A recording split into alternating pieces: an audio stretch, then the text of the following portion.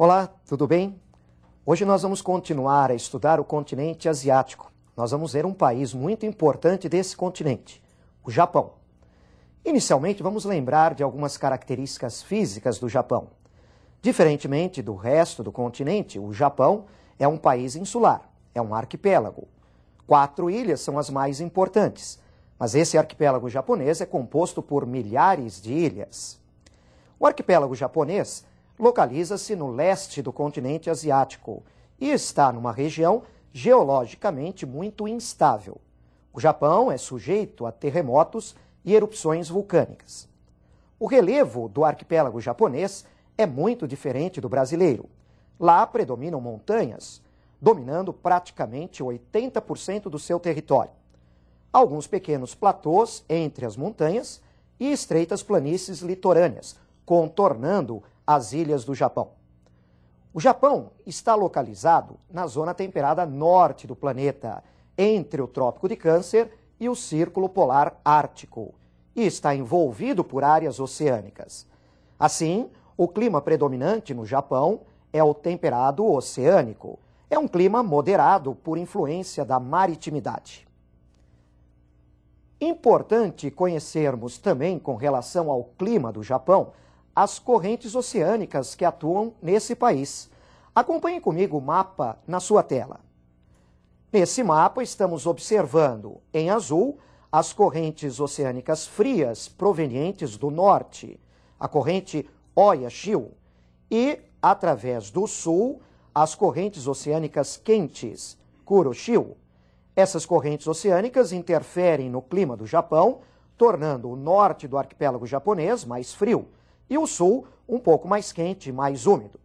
Além disso, o encontro dessas correntes oceânicas favorece a atividade pesqueira, que é muito importante no arquipélago japonês.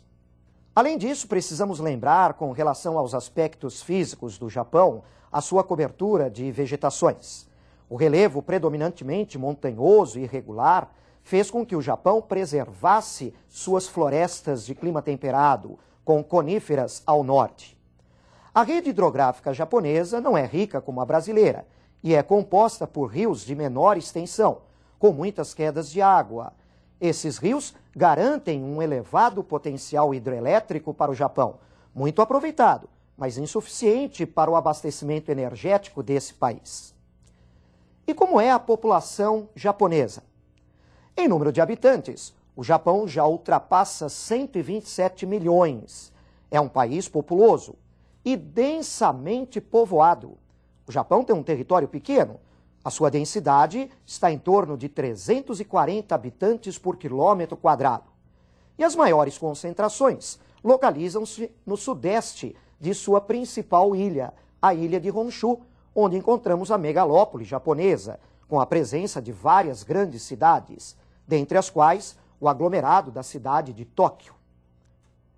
Você vai acompanhar comigo algumas características da população do Japão através de uma tabela. Observem a tela. Nessa tabela, podemos observar um crescimento vegetativo muito reduzido, de apenas 2 por mil. A taxa de fecundidade é de 1,43, muito baixa. A expectativa de vida da população japonesa é elevada, 77 anos para os homens, 83 anos para as mulheres. Uma das menores mortalidades infantis do mundo, de apenas 4 por mil. E um dos IDHs mais elevados, 0,924.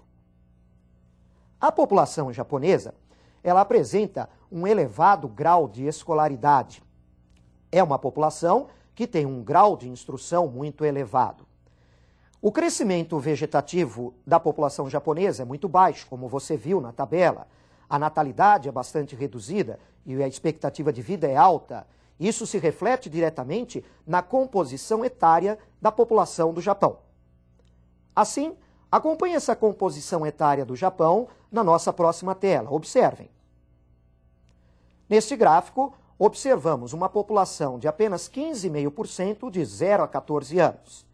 Uma grande maioria de adultos, 69%, e com mais de 64 anos, apenas 15,5%. Na sequência, observamos um outro gráfico que apresenta a distribuição da população economicamente ativa do Japão pelos setores de atividades econômicas. Apenas 4,3% dessa população no setor primário, quase 34% no secundário e 61,8% em atividades do terciário ligadas às áreas urbanas. Na população do Japão, uma situação muito curiosa e muito interessante é o fato de que, hoje, a população idosa é equivalente à população jovem. Essa equivalência entre idosos e jovens causa um problema no Japão em relação à população ativa, uma dificuldade de repor mão de obra no mercado de trabalho. O Japão é um país importador de mão de obra, especialmente desqualificada. Mão de obra qualificada o Japão tem bastante. O Japão é um país de uma economia muito forte. Assim, para começarmos a conhecer a economia japonesa, vamos observar um mapa com informações genéricas dessa economia. Observem. Temos aqui a produção agropecuária japonesa, a produção de trigo e de arroz, que são muito importantes. No norte, mais frio, com uma colheita ao ano. No centro-sul, até com 2 colheitas. São muito importantes a criação do bicho da seda, a produção do chá e até de frutas cítricas, mais ao sul do arquipélago japonês. Vamos analisar a economia japonesa através de alguns quadros. Primeiro, a grande dependência na importação de matérias-primas e energia. O quadro natural japonês realmente não favorece a esse país uma abundância de recursos energéticos ou de produtos minerais e vegetais. O Japão é grande importador desses recursos. Importa praticamente tudo que utiliza em fontes de energia. Agora observem um segundo quadro sobre a economia do Japão. Não é autossuficiente na produção de alimentos. Apesar do mapa que você viu com a produção agrícola, precisamos lembrar que os espaços para agricultura e pecuária no Japão são reduzidos. Assim, o Japão consegue ainda produzir mais ou menos 70% do que consome, mas o restante tem que ser importado, especialmente produtos de origem de pecuária. Vamos agora a uma terceira observação da economia do Japão. Grande e moderna produção pesqueira. O consumo de produtos de pescado no mercado interno japonês é muito grande. O Japão utiliza uma tecnologia moderna para essa pesca. Ele não realiza essa atividade pesqueira apenas perto do seu litoral. Essa atividade pesqueira é feita em oceanos pelo mundo todo. E o Japão, várias vezes, é acusado, na sua prática pesqueira, de comprometer o meio ambiente. Por exemplo, a pesca a baleias. Agora, mais uma observação sobre a economia japonesa. É a segunda potência industrial do globo. Apenas para lembrar, a primeira potência industrial seriam os Estados Unidos, o Japão em segundo lugar. O parque industrial japonês é muito forte, distribuído pelas regiões litorâneas e principalmente junto aos portos. Uma indústria diversificada, desde as mais simples às mais complexas, com especial destaque para tecnologias avançadas. Mais uma observação a respeito da economia desse importante país asiático. Vejam na tela. Grande dependência do comércio externo. Essa dependência do comércio externo pode ser verificada tanto na importação de matérias-primas, fontes energéticas, minérios, produtos agropecuários, como também na exportação da produção industrial, que acaba sustentando a compra de todas essas matérias-primas e energia. Para complementar essa ideia do comércio externo, vamos observar a nossa próxima tela.